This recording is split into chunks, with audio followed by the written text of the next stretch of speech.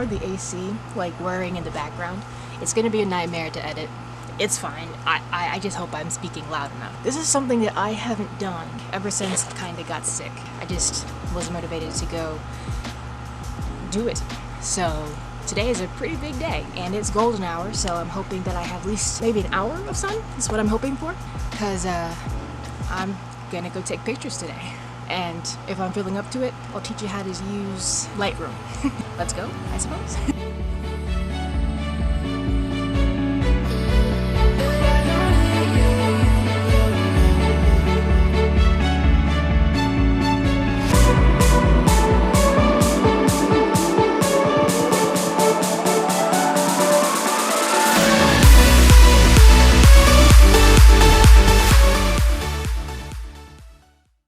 Gremlins, goblins, and beans, and welcome home. I'm not sure if I said that in the previous part of this video. In fact, I'm pretty sure I didn't. So it's been a few days since I decided to go out and take some pictures around my neighborhood. I took some pictures of the farm, and then I came home and I was tired. Instead, I went to bed, dumped all my photos. Most of them came out pretty good. Now, all of them were great because I need glasses so bad. But yesterday, we went to the Chicago Arboreum.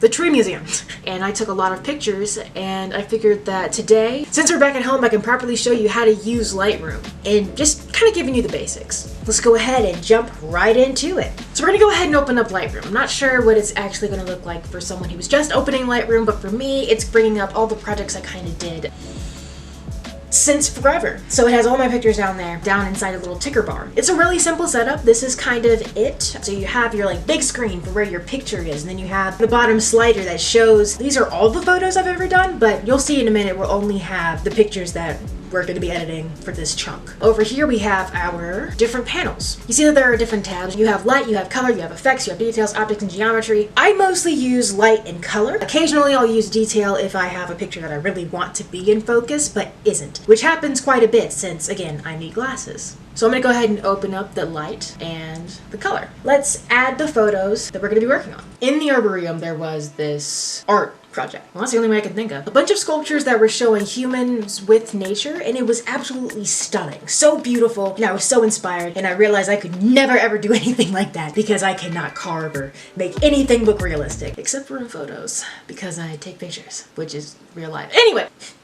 We're gonna go ahead and import all of these photos. I took almost 800 photos. I think maybe 850 photos at the very least. Some of them aren't usable. Others are not of the statues. Some of them are of just pictures of flowers and trees because I like taking pictures of flowers and trees. We're gonna go ahead and add the items. Press that button up in the top corner. I don't know how many photos this is, but I do know it's quite a few. Now we're gonna have to go into the importance of color grading. I shoot on a Canon Rebel T6, and whenever I shoot my cameras, I shoot them in RAW. And they look horrible coming out. I mean, the spacing is just about the same, but the colors are desaturated, which means that blues are gonna come out more gray, and the greens are gonna be dulled, and all the colors are going to be less than. It's lost its muchness, in the words of Johnny Depp in Alice in Wonderland. So why do we do it? Why do we shoot in RAW? Shooting in RAW helps you to get more detail out of the photos, and Lightroom is a little better than Photoshop at bringing out those colors, which is why we're using this program instead of Photoshop. Think of Lightroom as your first stop whenever you take your photo. So you take your photo, you bring it into Lightroom, you bring up the colors, you bring up the shadows and darken the blacks and all that. You get it to where you want it to be, and then you take it over to Photoshop. Well, they do have a CR2 kind of screen because every RAW file is going to be saved as a CR2. It's not as detail oriented as Lightroom's is. Lightroom is good. Good. This photographer approves. If you're wondering how to import your photos into Lightroom, it's a lot like importing anything into anywhere that's Adobe. You just do File, Open. You can also do kind of a drag and drop. I personally like opening it and then putting it into a folder. I didn't this time because I forgot. Putting it into a folder just helps it to just so I can organize it just a little better. While this is loading, I'll go ahead and touch on something that I think is very important about photographers of any skill level. It doesn't matter if you are just starting out or if you've been doing this for 30 some odd years. Taking pictures that are of poor qualities, like let's say that it's blurry, or say that you have your finger on the camera. Let's say that you accidentally overexposed the photo or underexposed the photo, or you just didn't like something about the picture. There's nothing wrong with that.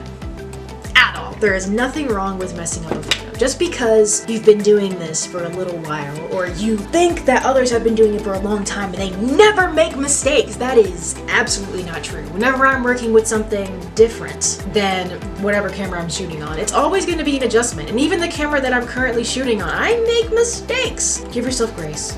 Don't worry. It's gonna be okay. Just because you make a mistake doesn't mean that you're a rubbish photographer. It doesn't mean that you are not ever going to improve because of this one mistake. It's just one mistake. Getting off my soapbox. So I'm gonna go through really quickly what each of these dials do. For the first part, we're just going to be talking about light. Let's talk about exposure. Exposure is just the amount of light that's in your photo. Say it's really dark, that's gonna be a really low exposure. See, now it's very, very dark. Now we're gonna bring it all the way up. As you keep going up and up and up and up and up, the brighter the photo gets. Talk about contrast. Contrast is your lights and your darks. So every photo is compiled of lights and darks. So you have like your light blues, you have your dark blues, you have your shadows, you have your highlights, all of those things. You see the shadows and the highlights later, but that's a little bit more fine-tuned. The contrast, you need it. You need it in every photo. So let's go ahead and I'm just gonna go ahead and slide it. See, as we go up, you see how those shadows kind of get darker and the sky lightens and you see the blue pop just a little bit more. Whereas if we take it all the way down, you don't see very much of the color, you don't see very much of the differences between the lights and the darks. And you don't think it's very important until you don't have it. Highlights, that's gonna be your lights, like I said. Bringing up the highlights, it doesn't affect the shadows at all, it just affects the lightness of the contrasts. Shadows does the opposite. Doesn't affect the highlights, in fact, it just handles the shadows. Even if you were taking a color photo, you're still gonna have black and white elements in the photo. So as you bring whites up, whites you're able to make it more prevalent, bring it down, less prevalent. Blacks, same thing, boom. We're gonna lighten that up. That's very important to remember. With shadows and blacks, if you bring it to the right, you're lightening it. Whereas if you're pulling it to the left, you're darkening it. Remember, less is more. They're trying to think of a time when you might need to put the dial all the way at one end or the other. And honestly, if you have to do that, that might be a warning sign. Using them in fine increments is typically what you want to do. I'm gonna go ahead and edit this photo in the way that I typically edit. Remember, you don't have to emulate me, but if you'd like to, that's perfectly fine too. Everyone has their own style of editing. So I'm gonna go ahead and tinker around this really quickly.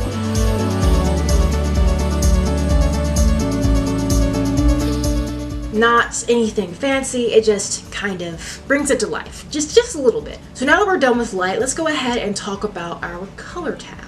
Color is very important in a photograph, especially if it's a colored photograph for obvious reasons. The first thing is going to be temperature. Say a photo has a lot of orange in it. Your brain is going to interpret that as being warm. And that's exactly the opposite for lots of blue. That's an aggressive shade of blue. Again, less is more.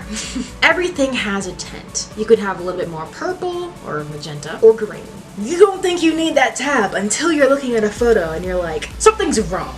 A color is just too present and I can't figure out which one it is. Then that's when I typically go and look at the tint. This happens actually a lot. But Lightroom normally is like, this photo needs a little bit of this and that and a splash of this. But sometimes you just need to like fine tune it a little bit more. Or maybe if you have like a really green picture and you want to show that green, then maybe you might want to put a little bit more green in it. Or if you have, I have never needed more magenta. If you have a character or a cosplay that has lots of purple elements in it and you want to make sure that purple pops, then you put a little bit more magenta in it. Vibrance is talking about just the overall powerfulness of the color. Now it looks more like a black and white photo, but you can see some blue, so it's trying to decide whether or not it has color. It looks like a very sad photo. That's what it looks like to me. Wow, that's an intense shade of blue. That's an intense shade of magenta. That's an intense shade of green. All of that is just pow in the viewer's face. Saturation?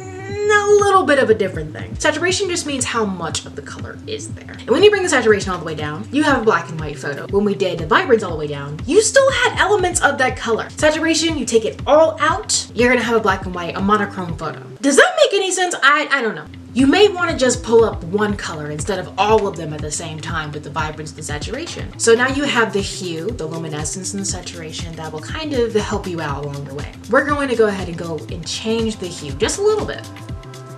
Lightening it like that. And now it's an entirely different color. We have changed just the blue.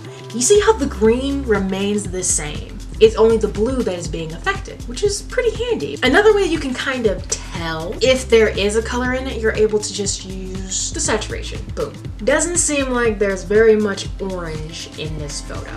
Luminosity, I'm gonna avoid because I still don't really understand it myself. There are some things that even I don't know about this program. 100% real. All right. This is a lot better, I think. Occasionally I'll use a detail tab just in case. Maybe I want to sharpen it just a little bit more. I might boost it just a wee bit, but not too much. Occasionally your pictures will be pretty grainy, so that's when that noise reduction is going to be coming into play. Color noise reduction just means that what color is that? I'll be honest, I don't really know. Regardless, the noise of any photo. Obviously a photo doesn't make noise. The noise means the grain, how much grain is in the photo. Maybe you have your ISO a little too high. That'll really help, though it might make it a little more blurry. Sharpening, it works pretty well. And with that, you now understand how to use Lightroom. It's really simple. But there was a problem when I started using Lightroom. I had so many photos, and I wanted to edit every single one of those photos, especially when I had a client. And I didn't know what to do, so I would stay up for hours and hours and hours, and then I get angry with the program, and I go to sleep with a migraine, still seeing the photos behind my eyelids, until I learned about this hack. Did I look it up? Yes, because I was wondering, how do photographers enjoy this program so much, but it takes so long to use it? I'm sure we all know the shortcut, but just in case you don't, pressing Control-C copies something and then Control-V pastes it. In this case, pressing Control-C will copy your edit settings. I just blew your minds. So we're gonna go ahead and copy those edit settings, move on to our next one. Boom! It's a very handy trick. I hope this video helps. If you have any more questions about Lightroom, put them down in the comments below. Thank you so much for watching. Remember that I love you. I'm proud of you. I hope you have a great day. It's so hard to say. I thought we're gonna go ahead. We're gonna change it. Radical. Remember that I love you. I'm proud of you. I hope you have a great day. And if you don't have a great day today, I hope you have a better one tomorrow because you absolutely deserve it. Love y'all. Bye.